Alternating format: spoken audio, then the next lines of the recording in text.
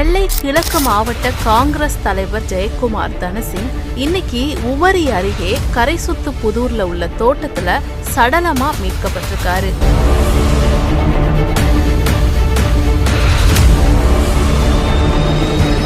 சேலத்தில் அதிமுக நிர்வாகி வெட்டி படுகொலை செய்யப்பட்ட சம்பவம் பெரும் பரபரப்பை ஏற்படுத்தியுள்ளது. மதுரையில் நாம் தமிழர் கட்சி நிர்வாகி ஓட விரட்டி படுகொலை செய்யப்பட்ட நிகழ்வு அதிர்ச்சியை ஏற்படுத்தியுள்ளது. இந்து மறுமலர்ச்சி முன்னேற்ற முன்னணி மாநில தலைவர் கொலை செய்யப்பட்ட வழக்கில் 6 பேர் கைது செய்யப்பட்டிருக்கின்றனர்.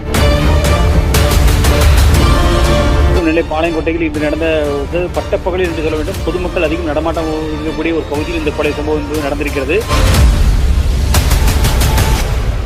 பகுஜன் சமாஜ் கட்சியின் தமிழ்நாடு மாநில தலைவர் ஆம்ஸ்ட்ராங் சென்னை பெரம்பூரில் உள்ள தனது வீட்டின் அருகே கடந்த வெள்ளிக்கிழமை மாலை வெட்டி படுகொலை செய்யப்பட்டார்.